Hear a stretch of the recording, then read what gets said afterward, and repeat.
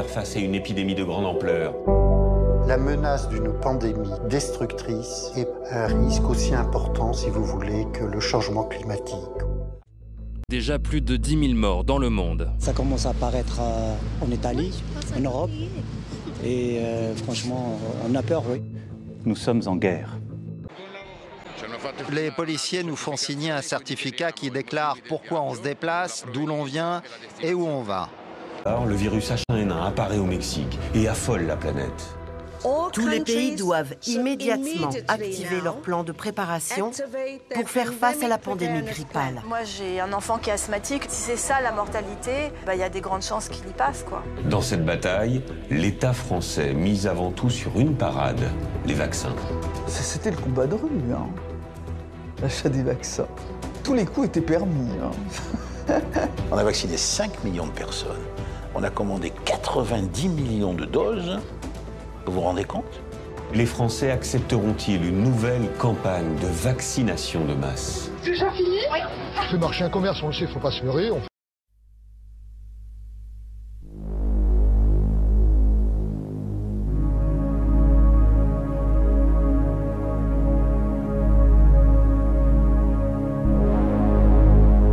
Apocalypse de Jean.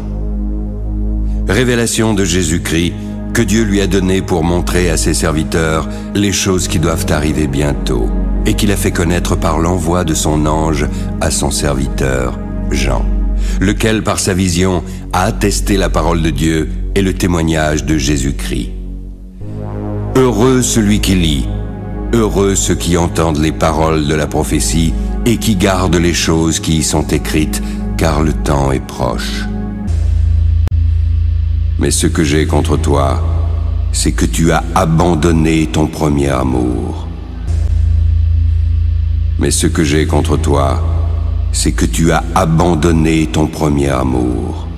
On ira ensemble vers ce nouvel ordre mondial.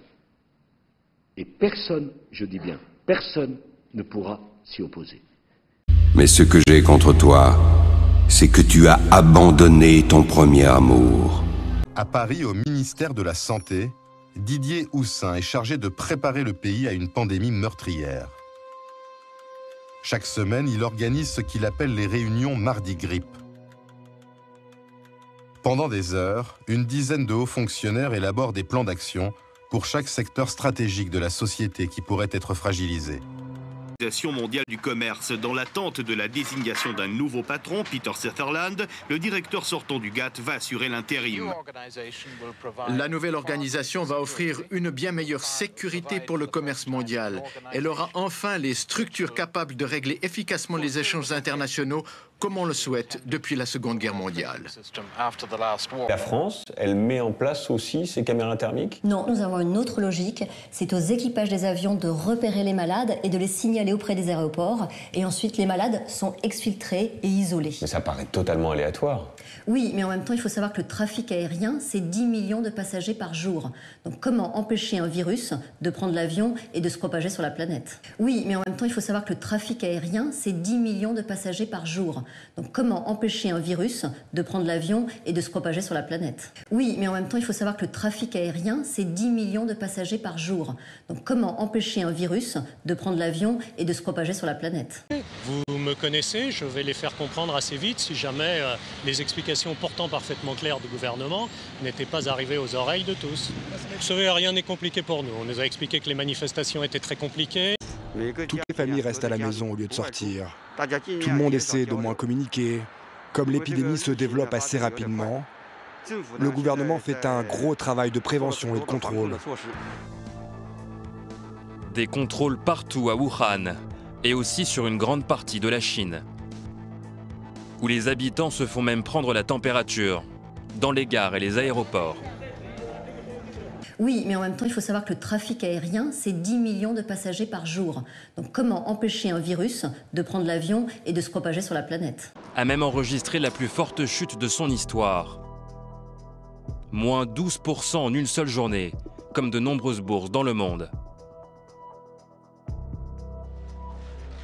Conséquence d'une instabilité généralisée. Il y aura un avant et un après cette épidémie de coronavirus sur l'organisation de l'économie mondiale. En quelques semaines, les foyers épidémiques se sont multipliés dans toute la France. À l'État français. Le laboratoire impose son prix, 7 € la dose, près de 2 fois le prix d'un vaccin contre la grippe classique. La France a 48 heures pour répondre.